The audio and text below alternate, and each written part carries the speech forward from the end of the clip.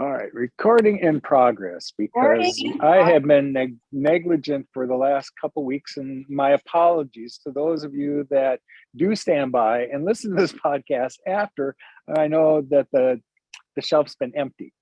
In my defense, I had been traveling, so I was in Minnesota for a little bit, and then I was at the conference in Orlando over the weekend, which I definitely want to touch on. And we're probably going to have some people who may decide to participate today who I had met at the conference and, just tribe found one another. And somebody this morning had sent me a message. I'm not sure if it was an Instagram or just Facebook Messenger that was about this long. So I really can't answer that here, but hey, I'm doing a podcast today. Why don't you pop in, ask the question then? So we'll see. I can't tell who else is here. I can tell someone else is here, Yeah, but their name is 1907.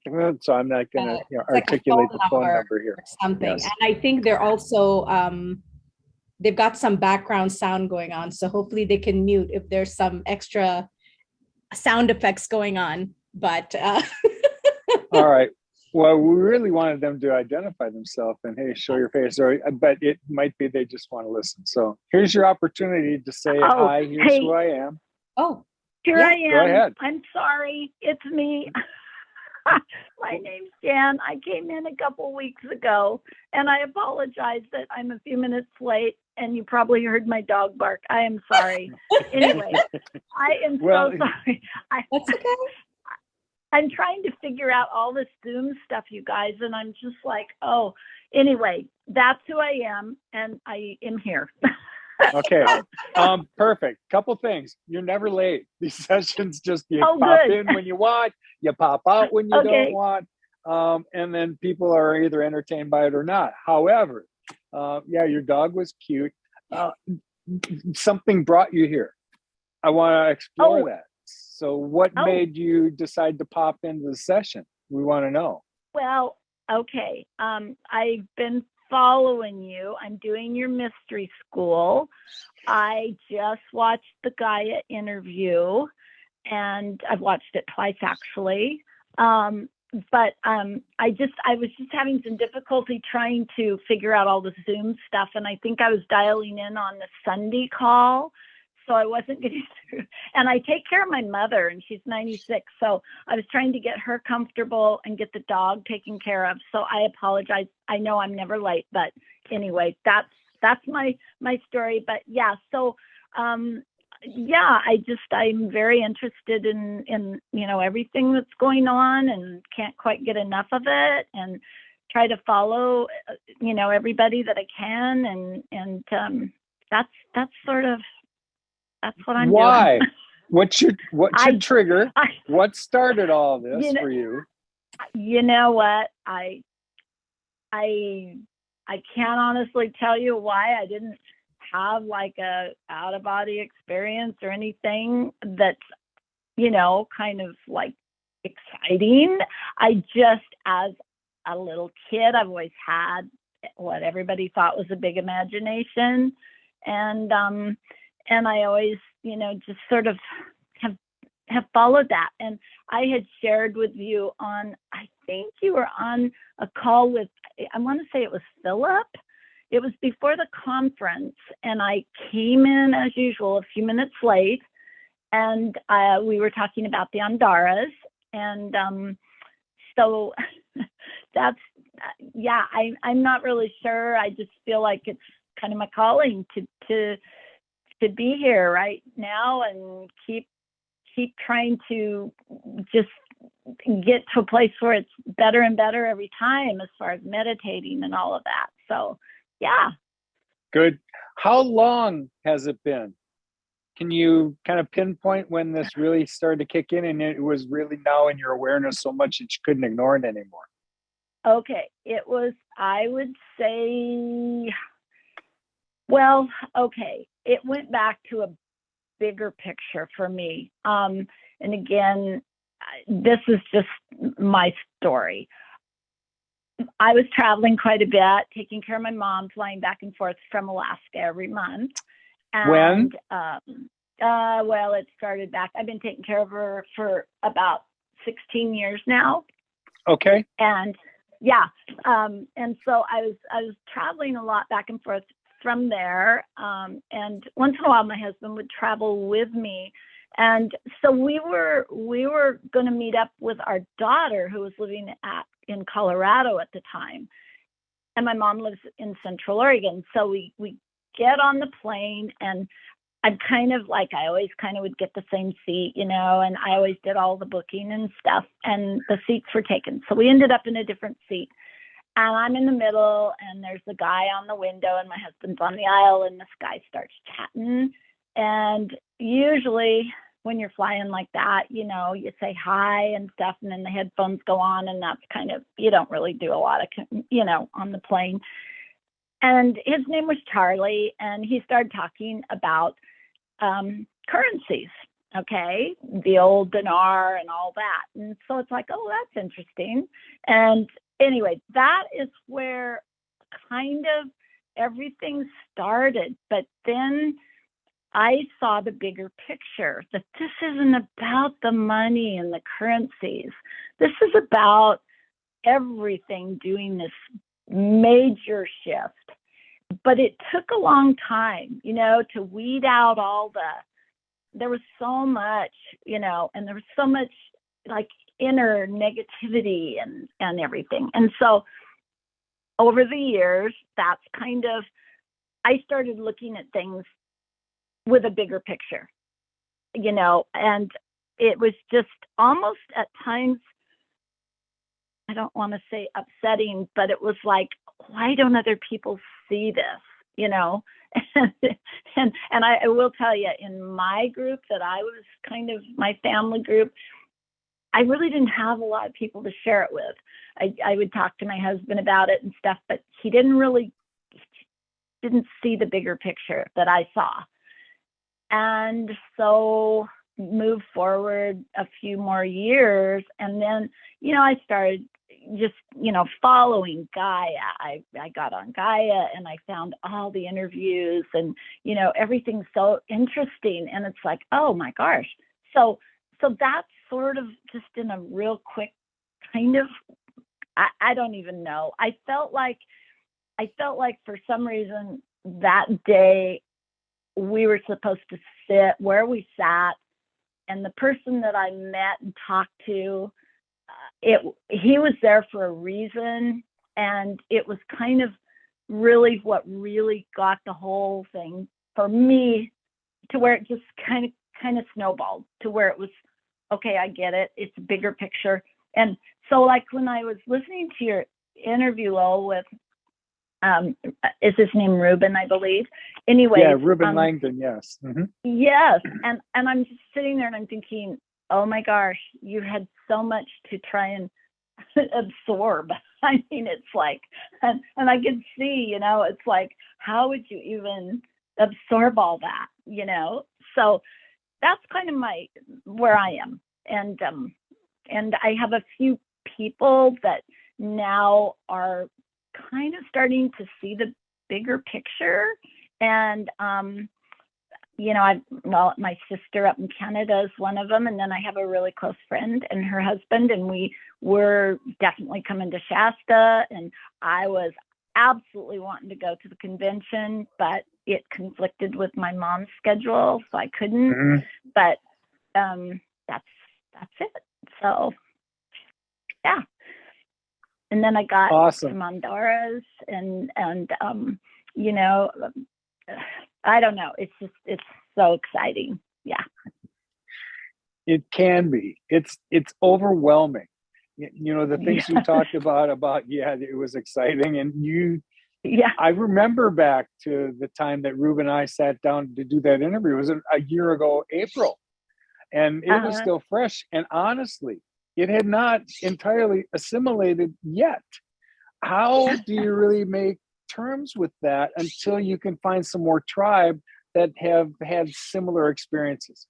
God, you hope some other person on the planet has had the same experience. And I've come to learn no one has. And they weren't meant to. If we really believe that we have unique individual journeys, then we weren't meant to follow one another, and we shouldn't. Our individual Right. gifts and those unique things that are just us, they are an important part of the universal fabric, are they not? And it's incomplete without each one of those pieces. So I don't know what your gift is, whether you know it or not. There'll be a time when you'll be asked to step up and perform it. And to you, you do this every day. It's second nature to Yeah. you. And the rest of us marvel at it because it's not what we do. Right. Yeah. Yes. Yeah. Well, I think just being open to that, it's hard because sometimes, and I'm sure as you know, and whoever else is on the call here, you want people to see and understand what you feel and see, and they're just not at that place, and maybe never will be. And so I just try to keep really positive, and it isn't always easy, when you have things, we all have things in our lives that we're dealing with, but I'm just excited for the what I feel like is it's way overdue, for what's our to Earth. come. Good. Yes. Yes. Yeah. Good for And you. so I don't know where I fit in. I really don't, but I know I do, and that's all that matters. So I just I'm just going to be there in little baby steps. So Perfect. Yeah. Okay, Benita, you want to chime Hello. in, or should we hold off for another time? We can Well, I'll talk share- about anything. Go I'll share ahead. a little bit, but of course, I was very excited to hear your story, and I'm so sorry I didn't catch the name. oh mine. I'm Jan. Yeah. Jan? Jan. Yeah. Nice to meet you, Jan. I'm Vanita. Vanita Yeah, Vanita. or You can just Bonita? Vanita. Okay. Yeah, you can just call me V. Most people just call me V for ease because I don't know. I feel like my name is not complicated, but I also understand that a lot of times people are like, I don't know. Okay. I'll remember V. That's easy. Okay. Nice to meet you. Yeah, and Thanks, Jan. Yeah. Somebody else Thank just you. popped in. You want to identify yourself before we go any further? We are recording this session, by the way. Yeah, my name's Nick, and I texted with you earlier today, and I mentioned that I might be a little bit late because my last session just got over. You're right on time, Nick. I already described you as the guy who sent me a message this long today. I said, by the way, we can probably talk about this later. So pause there, and we'll come back to that. V, go ahead and let's talk about what you were just beginning to, and then we'll come back to Nick. Yes. So I was going to share, and, I know I have not connected with some of you before, but Lowell and I have connected before on these calls. And I was drawn to go to Sedona specifically, but I ended up going on like this whole Arizona trip. And so it was very interesting because there were 3 other women that came on this trip with me that I'd never like physically met before. We only knew each other online through the pandemic. And we were all sort of going through these similar journeys of just, our healing journeys, right? And so that's kind of what bonded us. And so we get on this trip, and, I'm sure all of us know this. When you're ready to go on a trip, you're just super excited, like everything's going to go great. It's going to be wonderful and all of these things. And it was, but it turns out that in my mind, how I envisioned sort of like all 4 of us, like coming together and being part of this unit like soul sisters didn't quite actually pan out exactly the way I was hoping in my mind. So it was a beautiful reminder because it taught me that maybe I have an idea of like what, a community of people should look like, that we should like, all sort of gel somehow together and be able to figure things out. And then as I was progressing in the trip, I realized there were certain things that were like coming up for me that were reminding me that, yeah, but maybe that's my perception of how something should look like. Maybe that's the old way. maybe that's not how it needs to look in this day and age. Maybe now it's more about us just being sovereign beings, but still being able to have love and compassion from our heart for everybody, and to be like, you know what, okay, that works better for you, might not be the best thing for me, but we're in a group, so we're going to make it work.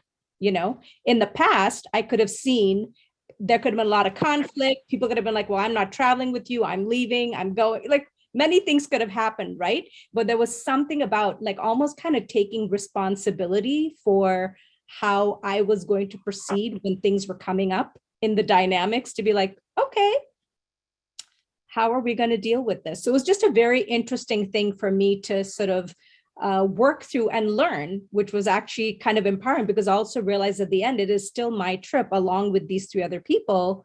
And I'm going to choose to have a spectacular trip. What do I need to do for that to happen, and not let anybody else impact me having that experience? So that was like a very powerful thing for me on this trip. And one of the things that Lowell, I had talked to you about when we were in Sedona, and I said, hey, I really want to go to these different vortices. And I end up going to all of them. And Cathedral Rock, for some reason, I went, first day we were blocked, like we couldn't go. And I was like, listen, girls, we are not leaving because I need to go here. We need to make this happen. So we ended up going the next day, and I didn't do the climb all the way to the top, but there are all these beautiful, large, like stone areas. And I just remember something was telling me to just sort of like, just go and lay there, just lay. The sun was beautiful and it was so peaceful. It felt so incredibly peaceful. So one thing I wanted to ask you, Lowell, is before I had left, and I don't know if you remember this, I had said to you that I'd had like, I think it was a dream, not a daydream, but like an actual dream, where I saw myself on this rock sitting and meditating, and I was facing the other way, meaning facing the view, not looking at the structures. And I remember opening my eyes, and there was a huge snake, almost looked like a cobra. And I remember not panicking. I just looked and I'm like, okay. And then I basically called on Shiva, which I've never called upon him before, Okay. But I was like, I know that Shiva always has like a snake, so he might be the right person to ask to come. So I'm just like, whatever's happening, can you just help me? I close my eyes and I open my eyes and the snake is gone. And then I just file it away. I'm just like, okay, that was interesting. And then now that I've come back, and when I saw your post in the group and you're like, oh, welcome initiates to the brazen serpent, something. I'm like, okay, wait a minute now. What is happening? What is going on with this like serpent and something? There's some connection here. So I was going to ask you about that. But before I do, I did want to share one other thing, because I want to give other people an opportunity. When I was in Lake Powell, and just so I don't know if everyone's been to Arizona in general, there's just tons of just the land, the rocks, the stones, just everything is just, really beautiful and powerful. And Lake Powell specifically, I was just walking around and I happened to look down and I found this one stone that was just like literally like looking at me. And I'm like, what is this thing doing here? It doesn't fit in all of these other things. I'm like, what is going on? And I go down to pick it up, and this is what I picked up. What? Yeah, it is a perfect hexagon. It's almost like the only thing I could think of, Lowell, was I think my higher self might have put it here for me to find, to say like, yeah, we were expecting you to come here, or it's just crazy. I just don't.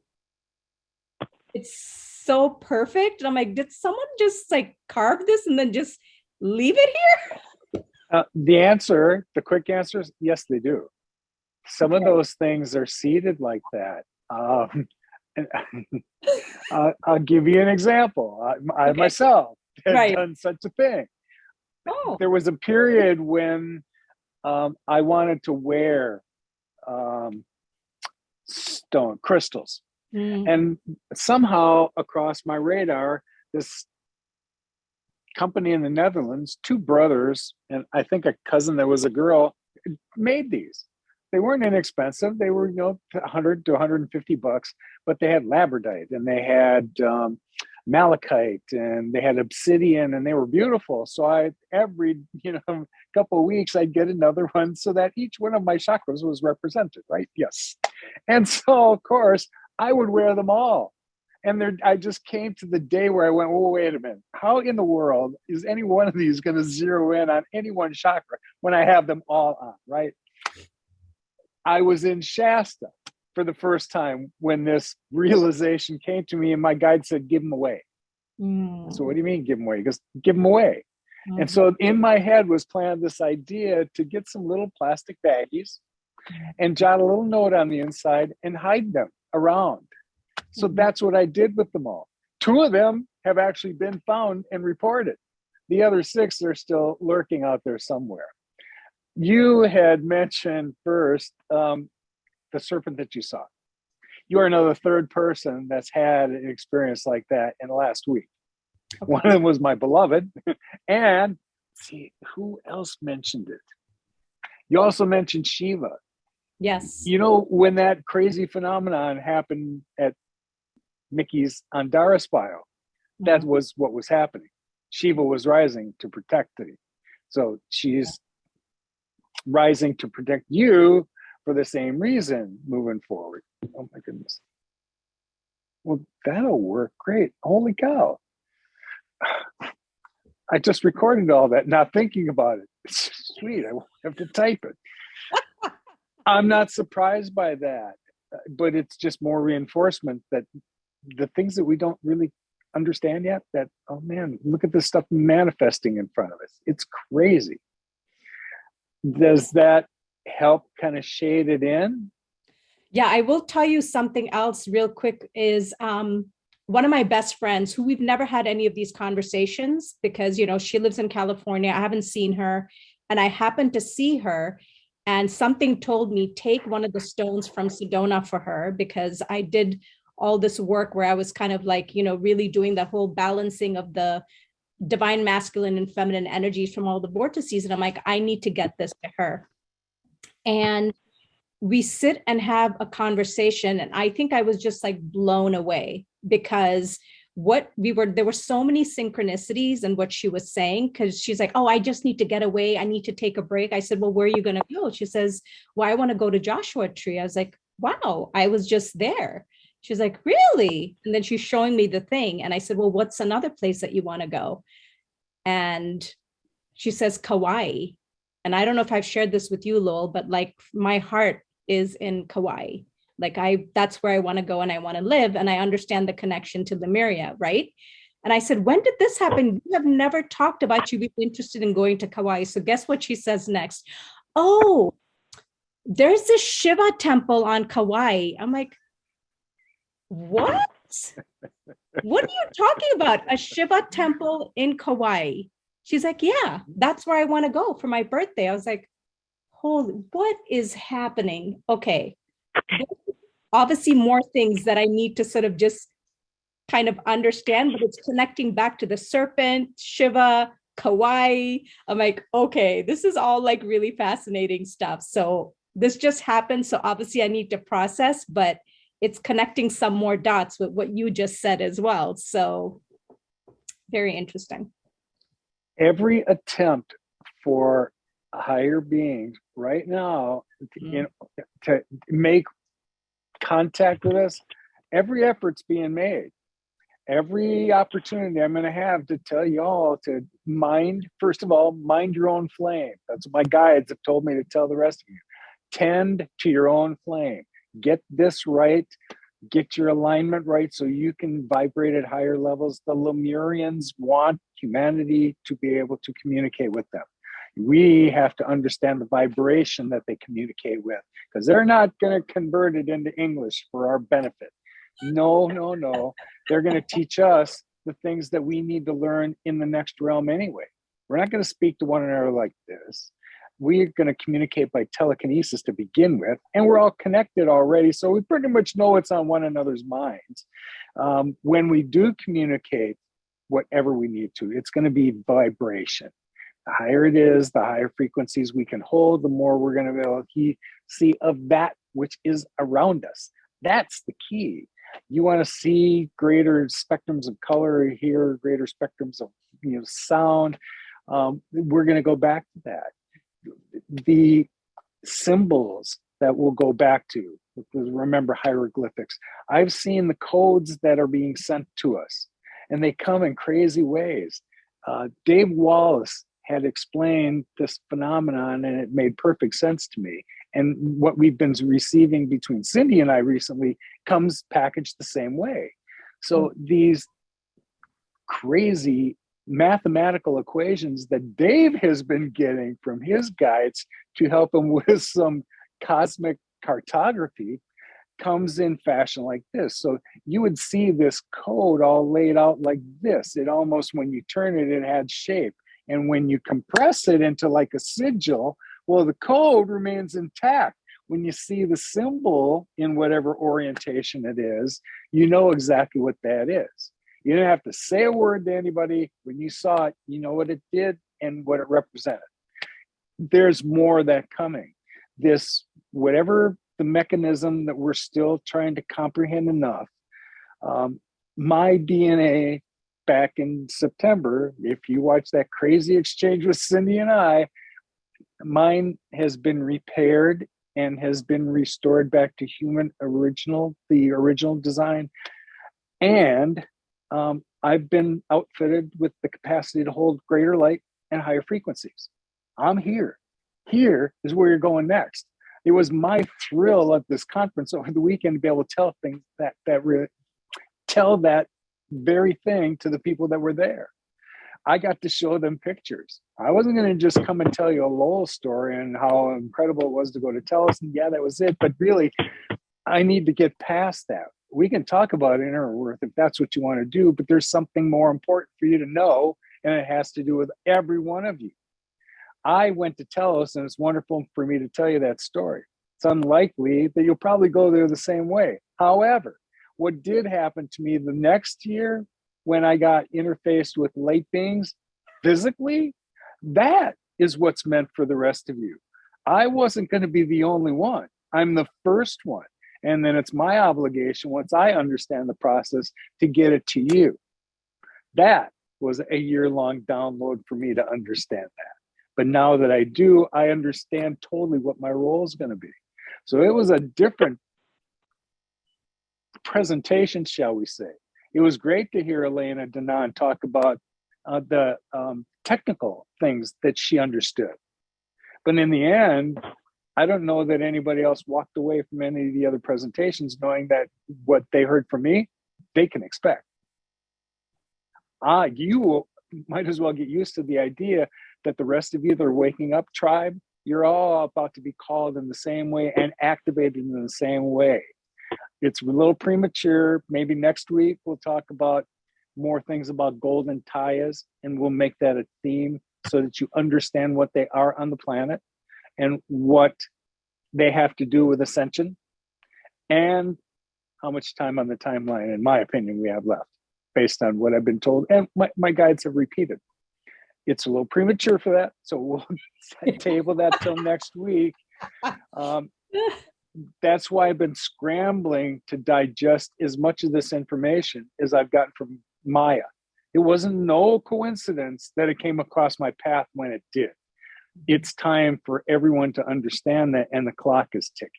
Okay, now I understand what I'm here to do. It was incredible. The energy in that space was remarkable. You didn't have to say any word. You just stepped in that space and everything just felt higher and lighter. Boom. That was just it. If there was any dark energy there, and it wasn't that we didn't talk about that kind of content, because that's Tony Rodriguez's background, and it's certainly the things that Alex Collier covers, and so Michael Salla, same stuff. But there is total reason for optimism and where we're going. And now it's just a matter of helping educate those that want to listen. I am not here to change anyone's mind. Frankly, I don't have time for that, because there's enough of you out there that have your own questions that you want answers to that I can help provide. And underscore again that you're all sovereign beings on your own journeys, but they intersected here for a real purpose. And it's important that we figure out what that is, because Gaia is about to go through her transition. After 40 years in the hotel business, I still surprised to hear myself having this content. I talked in stages for years about not anything but this content. But I believe it with all of me. And I was chosen for this for a reason and given some tools along the way. And I still just marvel at what was placed in my path. So this time around, when people heard a story of something phenomenal, I told Danny I would bring proof. Here are the pictures. So they saw all those pictures of my interactions with Kumu and the light beings and what happened after that. Yeah, lots of people had their jaws drop, including the people that were sitting in the front row. Laura Eisenhower, Alex Collier, Michael Salas, Elena Denon.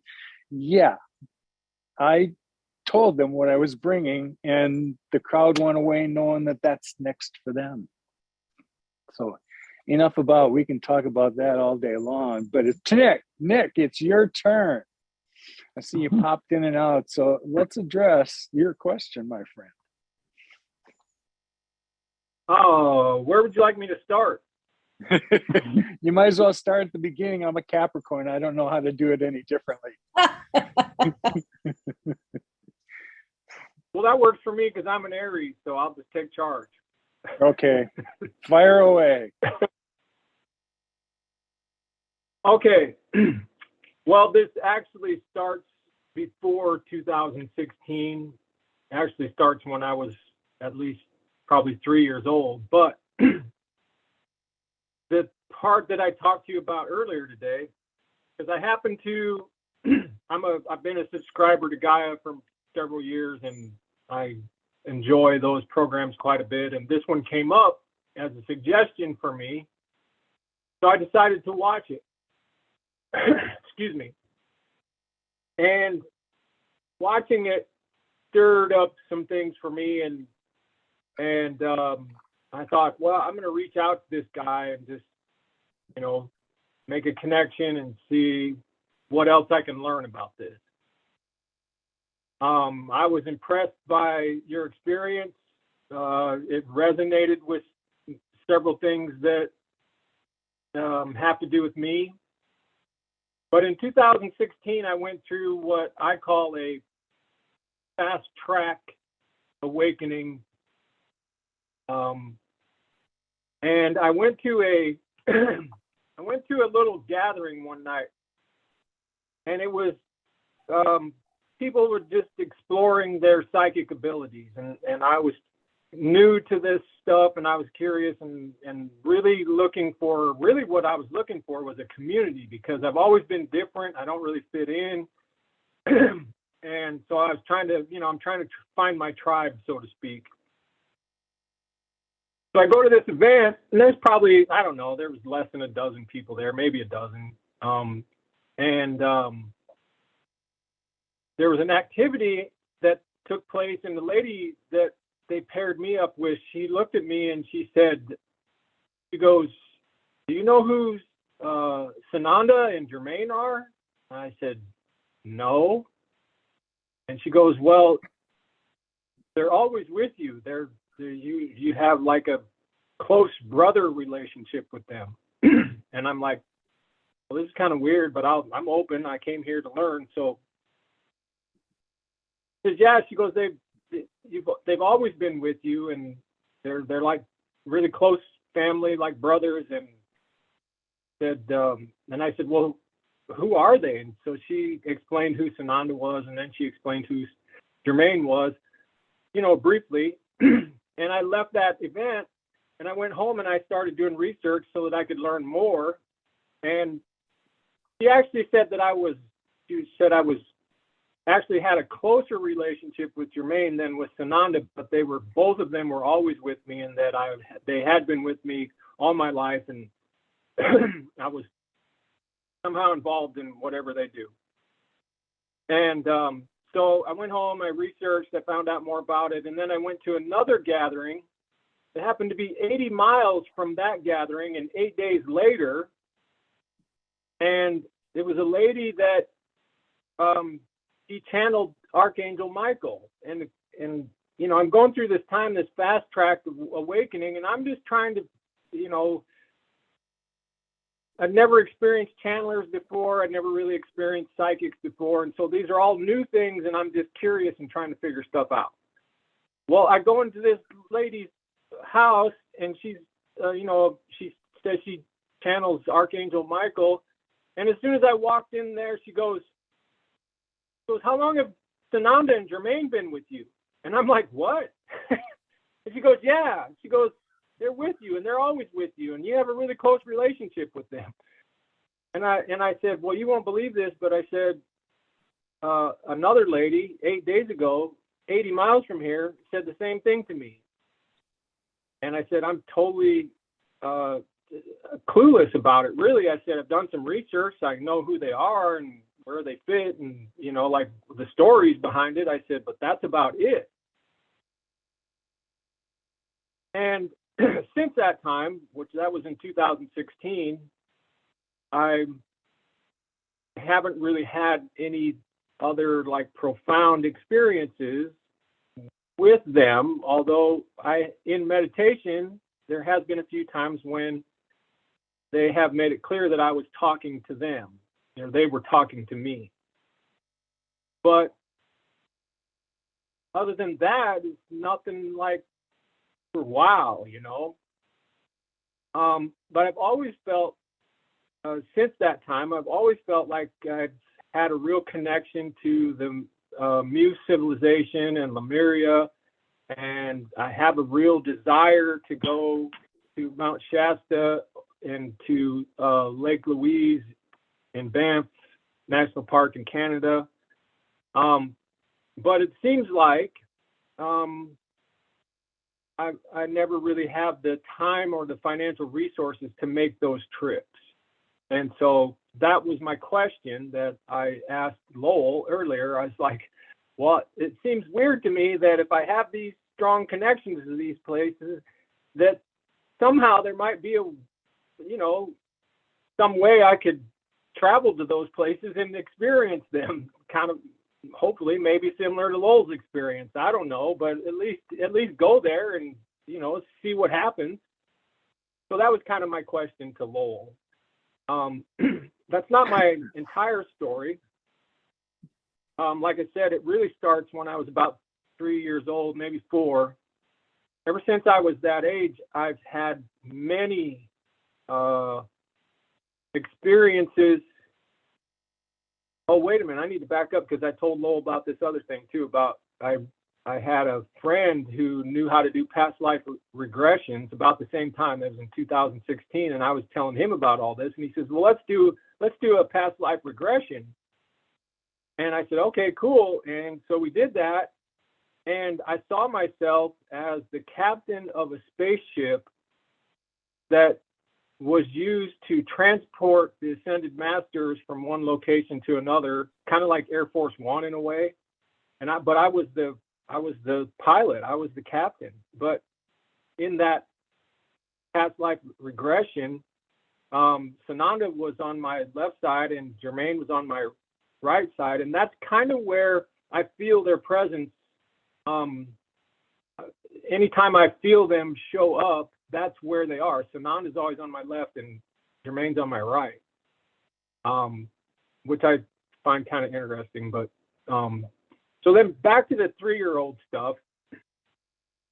Ever since I was probably 3 or 4 years old, I've had many, many experiences that had Native American themes.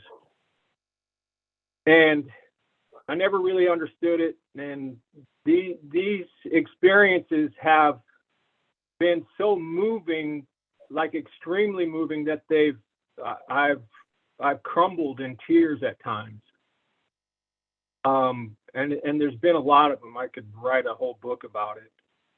And then in 2016, as I'm going through this fast track thing, another person that I met through some of these experiences, she said, "Well, I'm going to do group meditation tonight. Do you want to be a part of it? You know, she was just inviting me.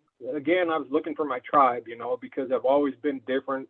Thought I was crazy for a long time when I was going through my teens and 20s, because I had a lot of weird things happen to me that I couldn't explain, and no one else could either. And you can't talk to anybody about it, because then they really think you're whack. And anyway, so I said, yeah, I'll do this group meditation. And I've done group meditations before and other meditations, and so I kind of knew, you know, how it should go or where I thought it should go. And nothing really happened until the end. And at the end, where she led us in the group meditation was a big meadow, and it was like a family gathering, kind of like a family reunion kind of a thing at the end. And she goes, okay, meditation's about to end. She goes, the way we're going to come back to present moment is everybody has their own personal hot air balloon. And you're going to get in that hot air balloon, and then I'm going to guide you back to present moment. And so I get in the hot air balloon, and I'm thinking, well, this was, you know, it was nice to have this time of relaxation, but I didn't have any profound experience. And I go to shut the door on the basket for the hot air balloon, and I look to my left, and there's a presence there, there's a being there, and I look, and I immediately know who it is, even though I had no knowledge of this person. Like, I've read a lot of Native American history, studied Native American culture, everything, but this was one of the people that I had not studied yet. So I didn't know hardly anything about this person except for I'd heard their name. And it was Red Cloud, who was a great war chief for the Lakota Sioux. And I mean, I was taken away. I mean, it was a setback. It was like, wow, I was speechless. And so he gets in the hot air balloon basket with me and escorts me back to present moment. And then that was kind of it, except for several months later, this would be 2018 now, so 2 years later almost, I get this really out of the, well, I got to tell you a little bit more in between first. So in 2017, I started my master's degree to become a mental health counselor. And so those were 2 years very focused. It's a lot of work, and it's very intense. And so I really didn't have a lot happen then except this schoolwork. And so I graduated from that program, and then I get my first job in Louisville, Kentucky. And while I'm in Louisville, Kentucky, I meet a spiritual person, and they offered to do a card reading for me. And in the card reading, they said, "You're moving." And I said, "What? I just got here. I've only been in Louisville 3 months. I'm thinking I'm going to settle there and, you know, work there for a couple of years, right, as a mental health counselor." She goes, "No, you're moving, and it's higher and drier." She goes, it seems kind of like Denver, but it's not Denver." She said, but it's something kind of like it. And 3 weeks later, I get a job offer to go to Buffalo, Wyoming, which is straight north of Denver on I-25, and 6 hours. And anyway, that same period of time, it happened to be around Thanksgiving of 2019, I finished a book that I'd been working on of a history of Red Cloud. And at the end, the last chapter talked all about the Fetterman Massacre, which happened approximately 8 miles north of Buffalo. And I get this amazing job offer to go to Buffalo, Wyoming, and is like, oh my gosh, I'm going to be there. I'm going to be there. And I grew up in Sioux City, Iowa, which is the eastern border of the Sioux Nation. And then I happened to get a job on the western border of the Sioux Nation. I have this really strong connection to the Sioux people, and as a mental health counselor, I did get to work in Sioux City for a while, which has the highest population per capita of American Indian people. And I had many clients. Some were Sioux, some were Omaha, some were others, but it was a joy to work with them. I felt so close to them.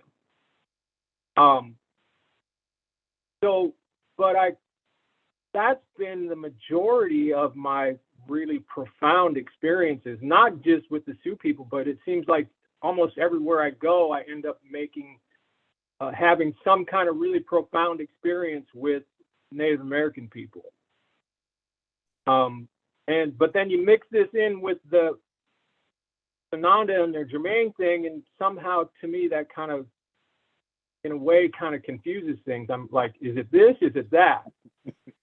But I also, it's like, okay, past life stuff I get, and I know I've had at least 3 different past lives that I've been made aware of. So I think the most recent one was I was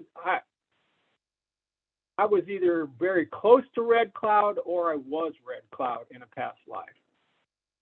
I'm not 100% clear on that, but that's just kind of, I mean, I could write a book on this stuff, a really thick book about my experiences and all the connections and all the interesting coincidences that happened and people I've met and so on and so forth.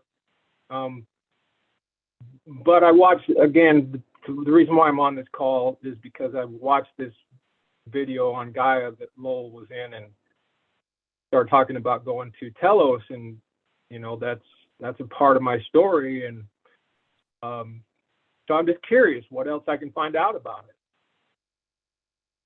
So I'll stop there. Okay. That's a lot. That is a lot. I get it. When you've described very vividly some different places, to me, they're incarnations you've had. Look at all of this stuff with Native Americans, and I mean, you can even identify an individual that you resonate with. Whether or not, and I can't say, I can give you kind of an observer's perspective, and that's what I'll offer. But only you'll know what you really resonate with. At the beginning of all of this, you said you wondered why, if you were having these spiritual things, why they didn't send you the resources to pursue it more. I'll tell you why. Because it has not been your intent yet. You are totally aware of these things. You describe them in great detail. So you have an awareness of these things. And they're not either this or that. You could entirely have spent time, and maybe more than one incarnation, Native Americanly.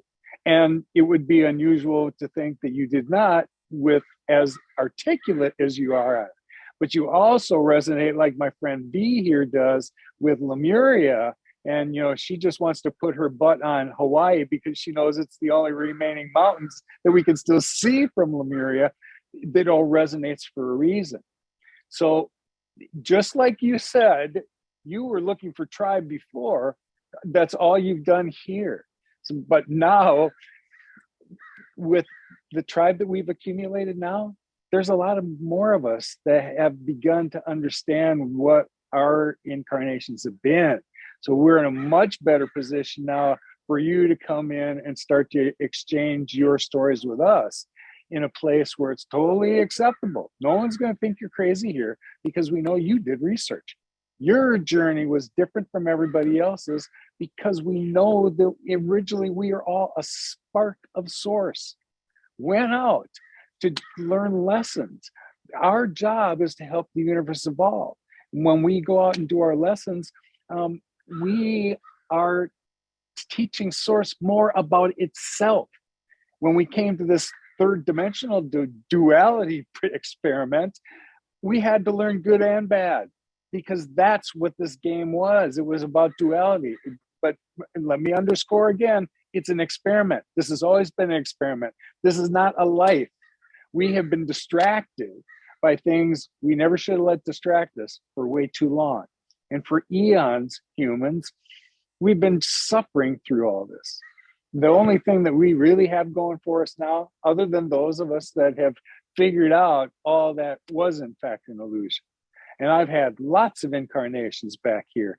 In my case, I've had the time and resources that were placed in my path to take me back to where I'm pretty sure the Pleiades was where I came from last. But if I spent those incarnations here to be here at this particular time for the cosmic shift on Earth, I also went through not just Egypt, Atlantis, Lemuria, but hey, the first incarnation, the first civilization here was Elysium, and we were here for that too. Oh my goodness.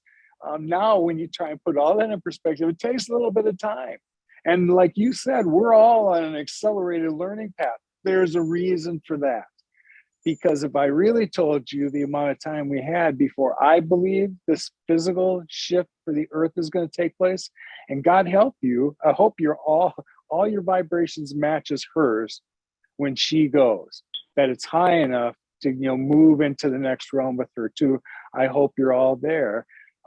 That's why our guides, any way that they think that they can communicate with us, they're going to take advantage of it right now because it's important. No one's interested in humanity perishing. No, they're doing everything they can to assist us to get to the next level. When we talk about these golden Ataya allotments, and I explain what those are, and we'll start that next week because it's important that you all know there are areas on the planet, on the surface, that are being prepared for this period, that these are going to be sought out by us, and Shasta's among the list, surprisingly enough, that people are going to be drawn to. First of all, they're going to be the safe zones. So when this very earth goes through her next incarnation and she shifts from 3 to 4, that vibration does not allow for people that don't vibrate at that level. 3D, done. That's why we're trying to scramble and do what we can for those that are awake. Also, the reason why it's impossible to think that we're going to wake up anybody new. I hope that they all do and they start to ask questions so that they can connect the dots. But one day there's going to be a window of time that remains that even if you didn't get it, there's still one last shot for you to accept all the things that ascension involves. Or if you're not done playing third dimensional lessons, bless your heart, because you do that on behalf of all of us as well. Every time we come into an incarnation and we kind of log in our own little Akashic records the things that we experienced, eventually that benefits the entire collective. I say this every time. Thank you very much for the lousy lessons you had to learn on my behalf, and you're welcome for the ones that I had to learn for you. That's what we do. That's why we keep coming back. But Earth's ascension is assured. She's in a cosmic cycle. She has no choice but to move into the fourth dimension, and she's got one foot in it already. In my mind, it's a matter of time. It's a certainty in my time, within this lifetime, that I came back for this very purpose. I know that I came to kind of bridge the gap. When I heard I was in touch, and I got to go to Tellus and Lemurians, you know how much of that I recalled at the time? Zero. But now what I know about it, and who I was, and what I'm doing here, and all the dots that had to line up from my Blu-ray, child incarnation in the 50s, why I chose to come then, and why I ended up here now, and why I was asked to be emissary for the Lemurians on this side. Well, that's exactly what I came and incarnated for. So when there couldn't be any interaction and interference from our galactic friends and family for a long time, well, after World War II, when you started to connect the dots, here's why they started to get involved and interfere. Because we could demonstrate that we kind of had the capacity to freaking blow up the planet. No one's interested in that. Then we proved it again when we set off a nuclear test missile and put a mushroom cloud up in Nevada. Okay, we get it. Now they're stepping in. And part of that stepping in is that we're incarnating from this side this time. Yeah, they couldn't interfere from the other side, but when you incarnate here and then you remember who you are, here's where these tools, like in the case of my physical interactions with six-dimensional light beings, they're passing the baton. So where we couldn't have any influence from them before, all bets are off. Now We can't. I was the first one. Here's pictures of it. And here's the good news is that those of you that resonate in the same way and you're ready, you're going to be called next. And you're going to be activated in the same way because the clock is ticking. And everybody else we can activate gets to go out and activate their pod.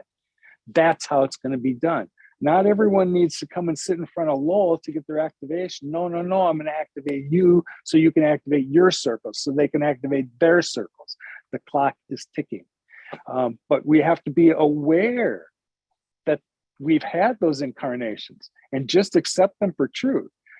Dissolve whatever thing is getting in your mind that doesn't tell you that this was authentic. And I know it's true. Forget what you think somebody else might think. You're among tribe now that are never going to tell you that.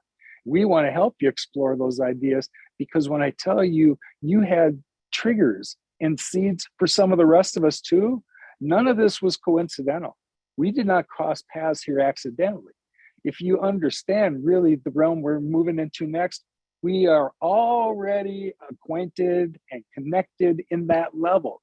We came here to play out a different play in this incarnation. We chose my parents, chose where I was going to live, chose what I was going to do. We did all that. Now it's time for us to put all that to use because we get to see beyond that. And we'll get access to the rest of the stuff that's been storing up in all those incarnations that we'll have command of all of it again. Never mind the abilities that we left behind each time we came to play in this density where we could float. Yeah, we could command gravity if we wished. We could manipulate energy from matter into nothing and back and forth. That's where we're going again.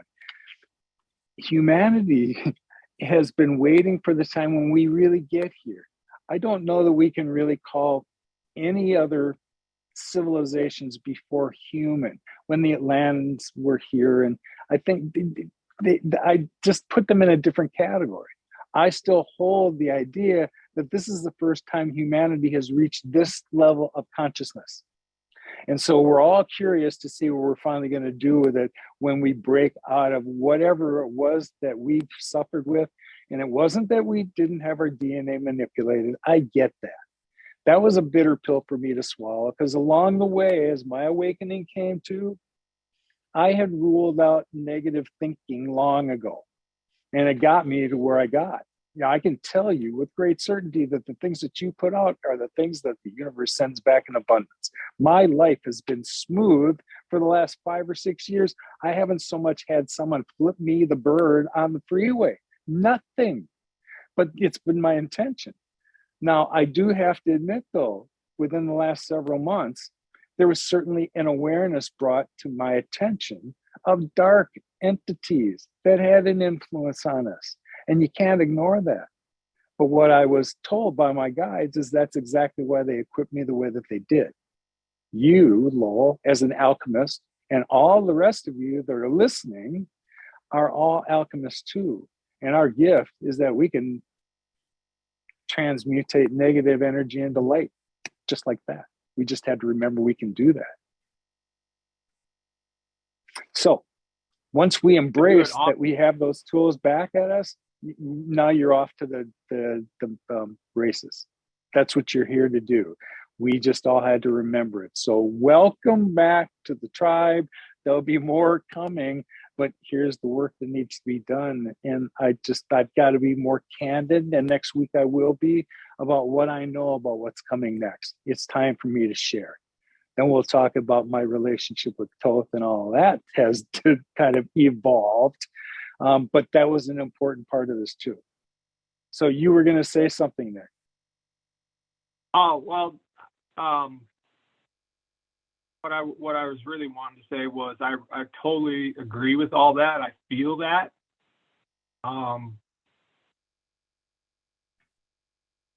I don't know. How much time do you have on here? Well, today, maybe about another 15 minutes. But we do these all the time, and we're not going to be, this is not where we finish this conversation. And the reason I say that is more likely than not, Nick, the things that you want to continue to talk about, others are going to want to know the same thing. So I'm happy to do this again, and we'll figure it out. If time doesn't permit today, we'll revisit this for sure. I wanted to add something. Was it Nick who was sharing all this information with us before you were talking, Lowell? Yes. Okay. So, two things that came to my mind, and this is not, I'm just saying this in general, is that we also need to not attach to the word profound experiences, because being here is profound. And we need to be present and aware for every moment of our journey, because that's really important. And I think what I also am sensing is the more we're in alignment with who we truly are, that's when everything starts to move forward. And so, for example, for me, it's sort of like I was sort of hiding in the closet with all this work that I've done for 2 years. And as Lowell knows, I kind of went on my trip, and I knew when I came back, I have to launch my podcast. I have to do this, because that's also not only coming out, but also being you know what, I'm ready to be seen, but I'm also ready to integrate who I am. I don't need to live a double life of, oh, I have my people I can come and talk to, but then I can't say things to other people. And then to be willing to show up that way. And also, Nick, one of the things I wanted to share with you is, and I think Lowell touched on this, so much about this is about intention. So for example, this whole trip that I took to Arizona, I was like, oh my God, how am I going to afford this? I don't know, but I'm feeling called to do this. And the moment I shifted into a place this is what I want to do, the universe helped to make it happen. So I just wanted to put that out there to say that if you're feeling like you want to go somewhere and you want to do something, put your intention that that's what you want to do and allow the universe to support you. So for example, one thing that I realized, because I was like, oh, Sedona's calling to me. And what I realized, I was kind of focused on oh, well, maybe the next place I go to is Sedona, where I really want to be is Kauai. Okay. But I realized that I was almost sort of curbing myself, because I don't think I deserve to be there yet. Somehow it's oh, well, you can't go there yet. You got to do a pit stop before you get there. And I'm like, says who? Who said that? Vanita, that's you coming in your own way. Stop it. And stop manifesting that, because then you will end up in Sedona, where you really wanted to go to Kauai in the first place. So I'm just sharing this because it's really important. Don't you think? Well, it's it's about, we're in this place now where things are really speeding up. And the more we're in alignment, we are alchemists, we can truly create anything we want, but we have to believe it. And then not just believe it, really feel into it. So I literally shifted my focus the past couple of days. I said, okay, Vanita, just stay open, put the intention out that really where you want to be is Kauai, and then let the universe, do whatever. And literally, since I did that, all these different things that are coming into my field of vision for the past couple of days, everything is Hawaii. I'm like, that is wild.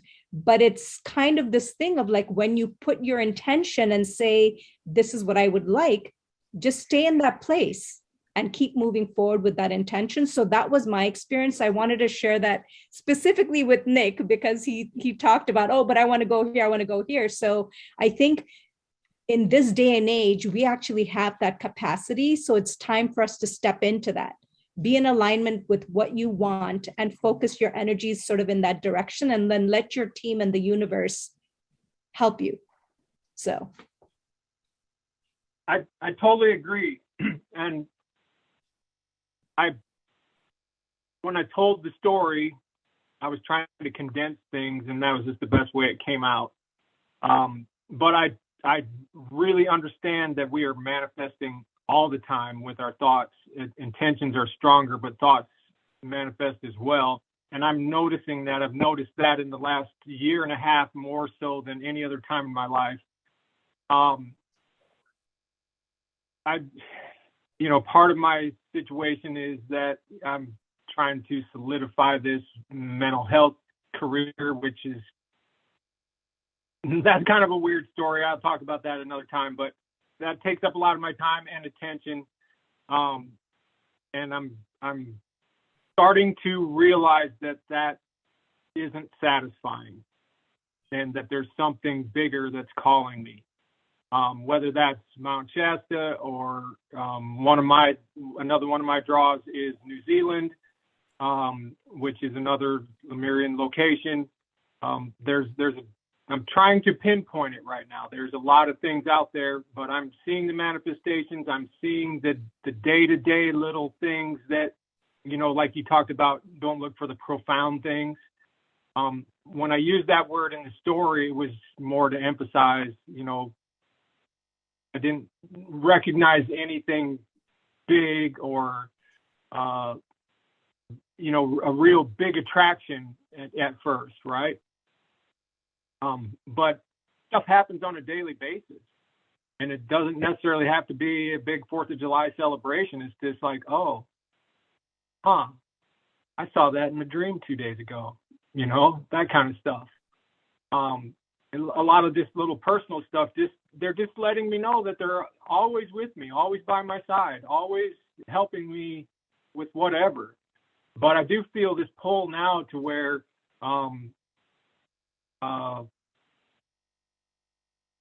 maybe not to focus so much on my career kind of thing. I just left my office 45 minutes ago now, and I'm going, why am I doing this? It's not that I don't like what I do, but it's not really where I want to be right now either, right? So you're a service to others being, period. That's how you're playing it out right now. But yeah, something else is triggering inside you. I was a service to others being too. And I had a really good gig working in the non-gaming field in a casino business. I made good money, but something was nagging at me then too. I knew things, I didn't understand how I knew them, and I was supposed to do something else.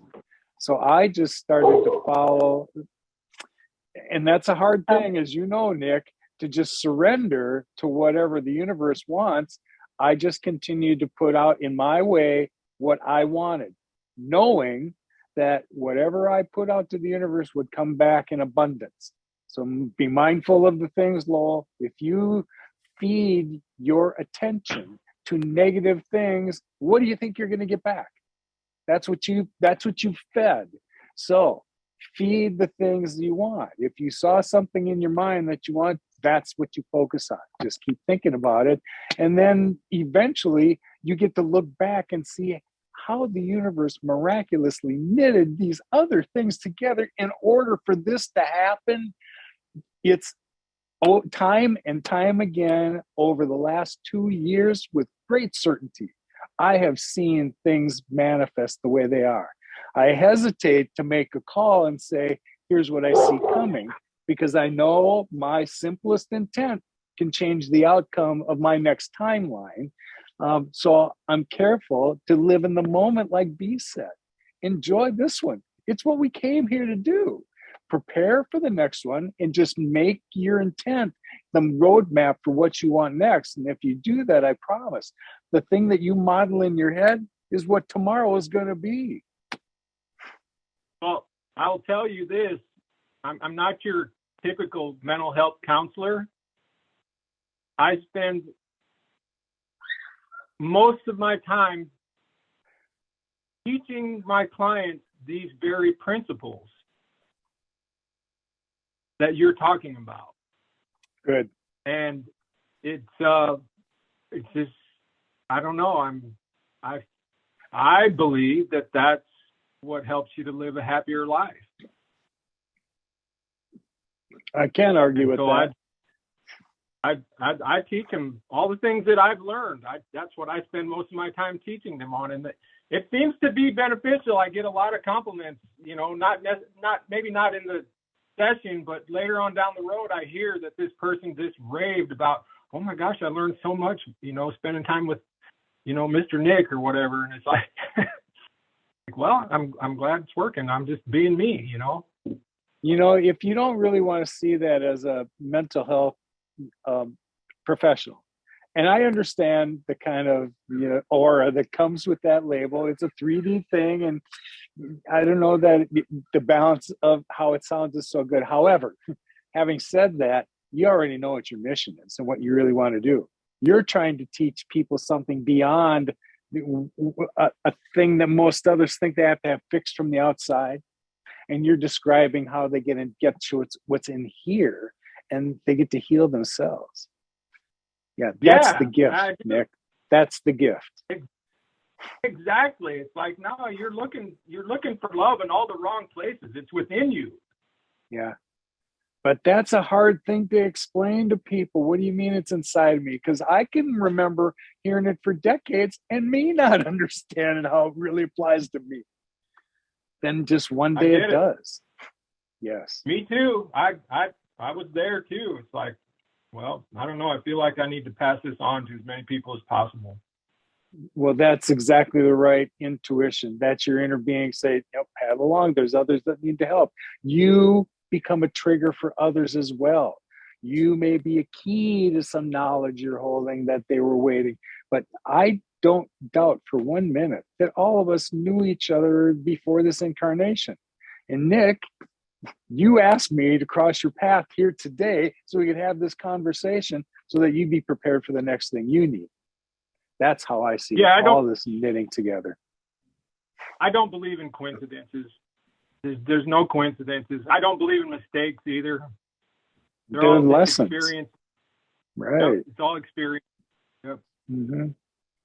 I did want to add one thing and just listen to this conversation that, Nick, one of the things that you said was, I don't know if this job is fulfilling or the right fit. And what you just described to me is saying that you're already doing your work, but maybe you can speak about it differently. Like, don't use that languaging, maybe shift it to, I am doing my purpose. I am doing what I'm supposed to be doing. And maybe, I guess for me, the disconnect is why there isn't joy for you. If like what you're doing is causing all this impact and joy, like it feels aligned. So I guess for me, I'm a little confused as to why you would say that. I don't know if this is my calling. It's sounding like it's your calling, but it's the way that you're languaging it that sounds like it's not fulfilling you. So I think that's where I'm sort of not being able to connect the dots.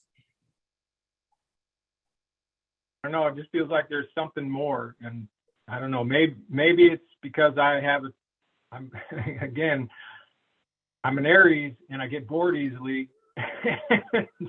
And so I got to keep, I got to pay attention to all these different parts of me, and who I am, and kind of keep it all, in check. There's boundaries in our head that come when we do a job.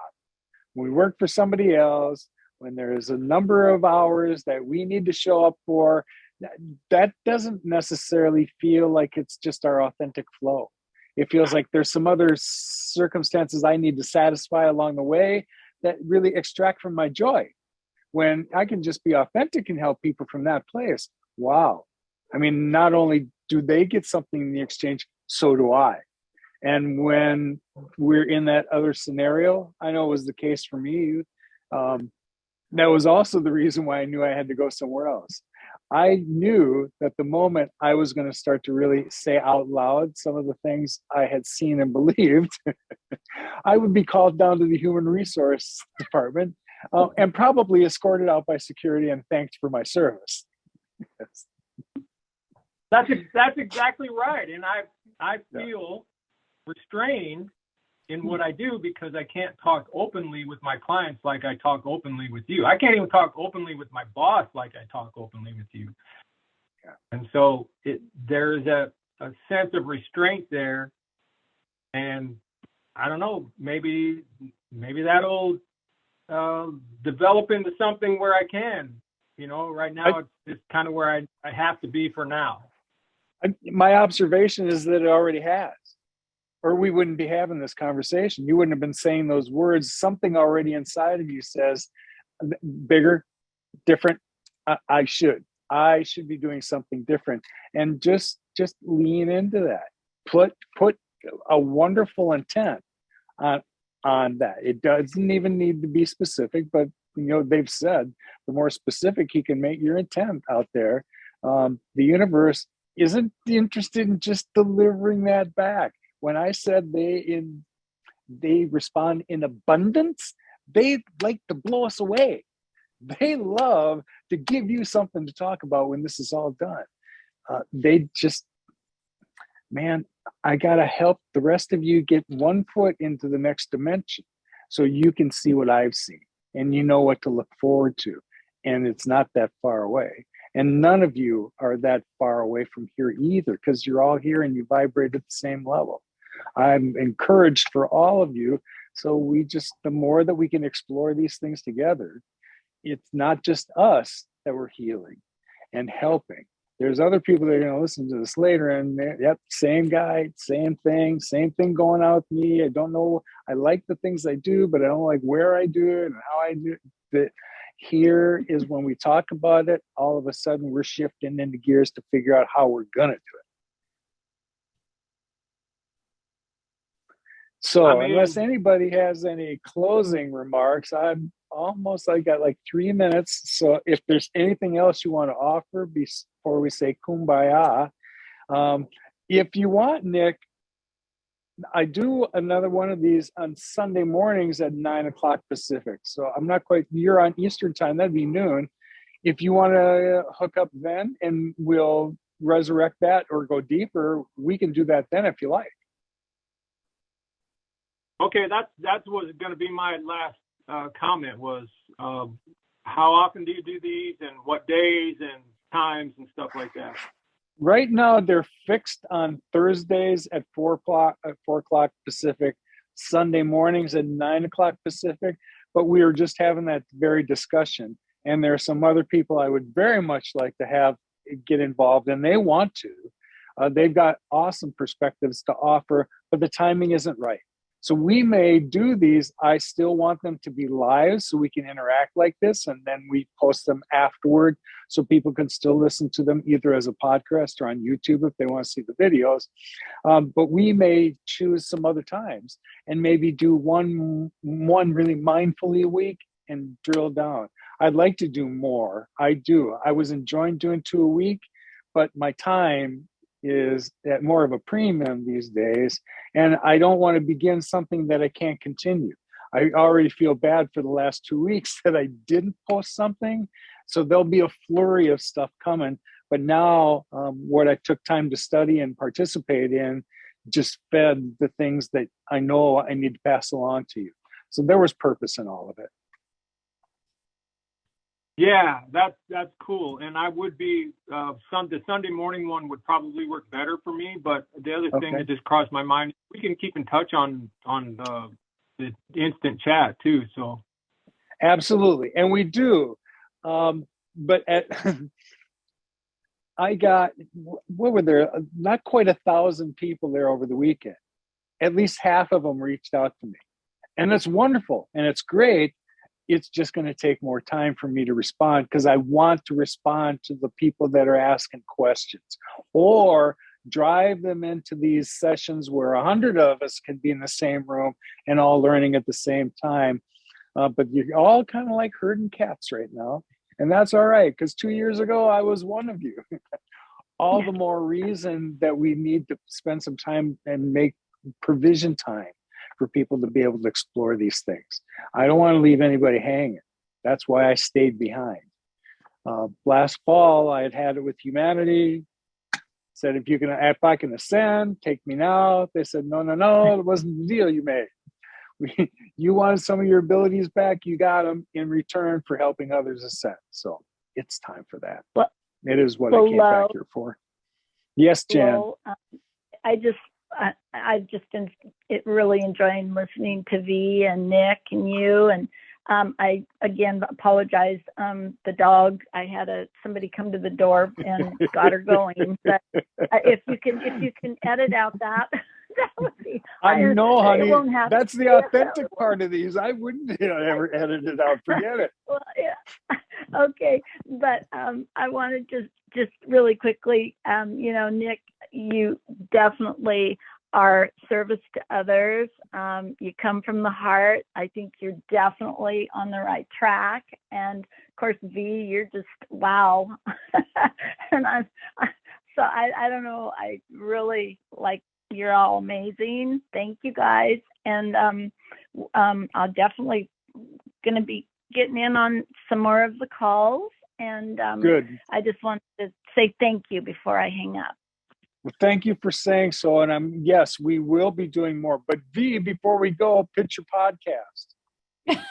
Well, I don't know. You know what? I've got to figure it out. Maybe I like I say, once I'm not trying to, take care of my mom and the dog and stuff, I will have a little more just quiet time. And I definitely, it's not that I don't want to, it's just the schedule for me. Got it. But yeah, so I'm going to do the podcast. I'm going to figure it out. Good. And thank you guys. I'm definitely excited for everything and hearing all of you, and it's just awesome. And I'm glad you're going to be sticking around, Lowell, so we,